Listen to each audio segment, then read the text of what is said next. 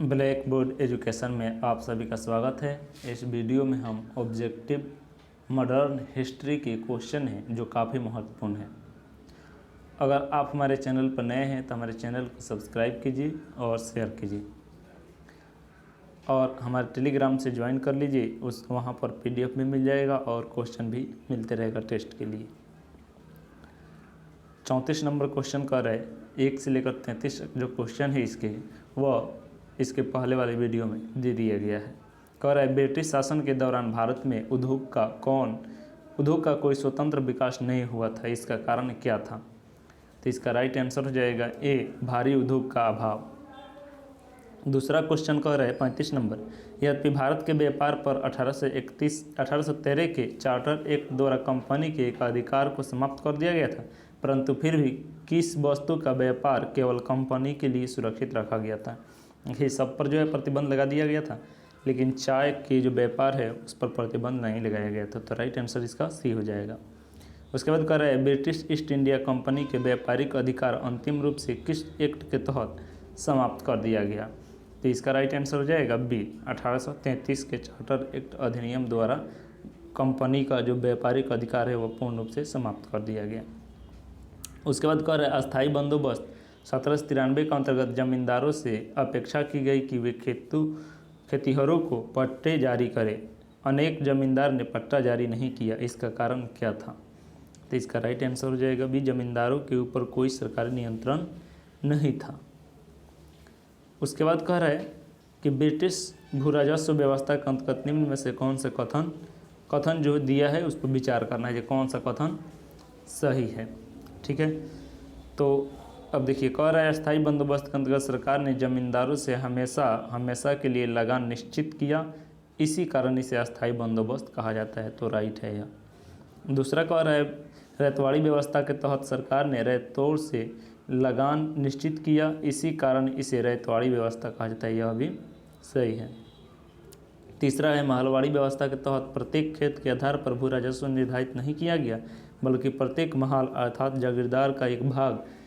जागीर के एक भाग जो है उसके अनुसार निश्चित किया गया, इसलिए इस व्यवस्था को महलवाड़ी व्यवस्था कहा जाता है, यह भी सही है। तो राइट आंसर डी इसका सही होगा, तीनों बात सही है।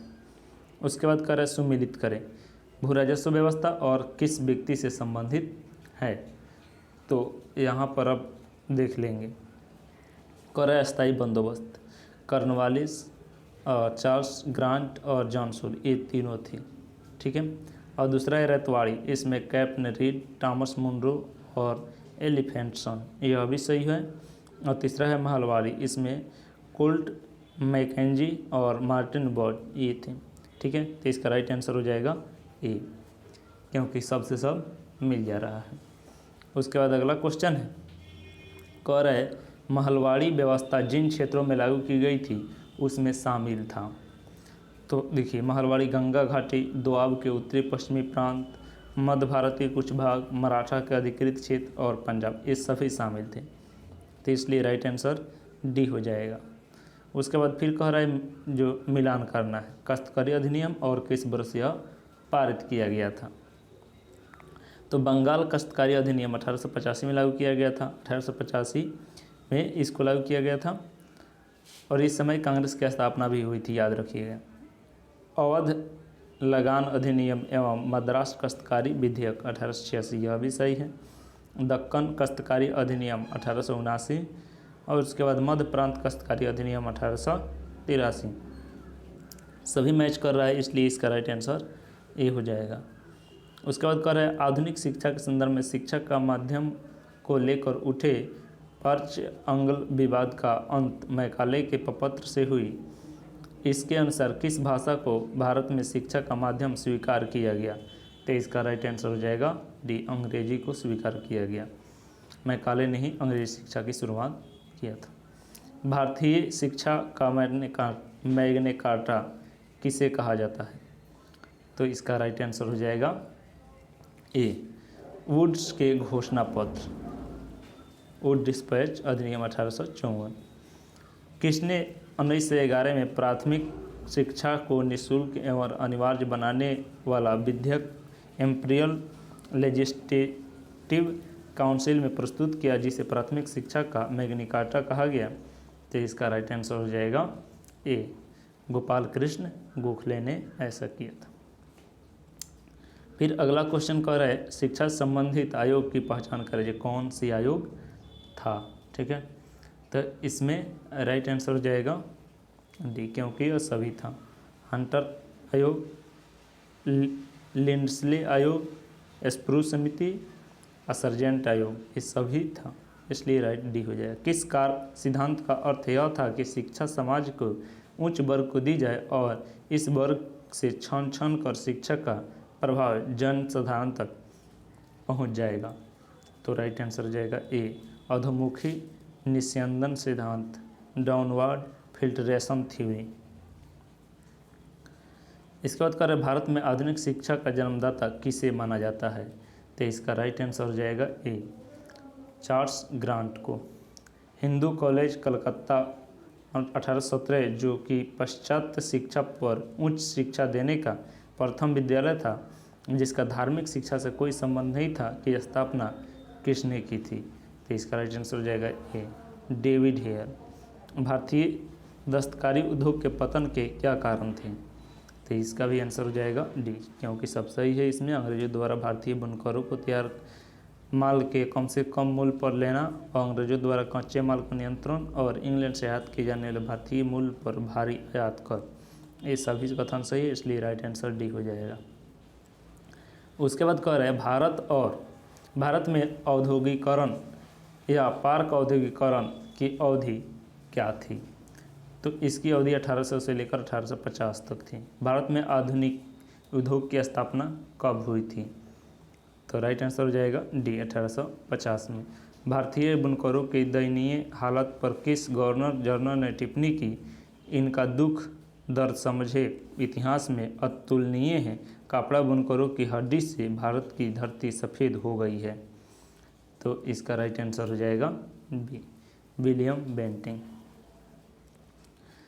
उसके बाद करें कैप्टिस्ट मिशनरियों के त्रिमूर्ति जेसुआ, मर्समैन, विलियम केरी एवं विलियम वार्ड ने श्रीरामपुर को अपना कार्य क्षेत्र चुना, जिस कारण उसे श्रीरामपुर त्रयी के नाम से जाना गया। यह श्रीरामपुर कहाँ स्थित है? तो यह श्रीरामपुर बंगाल में स्थित है। भारत में रेलवे का निर्माण के क्या कारण थे?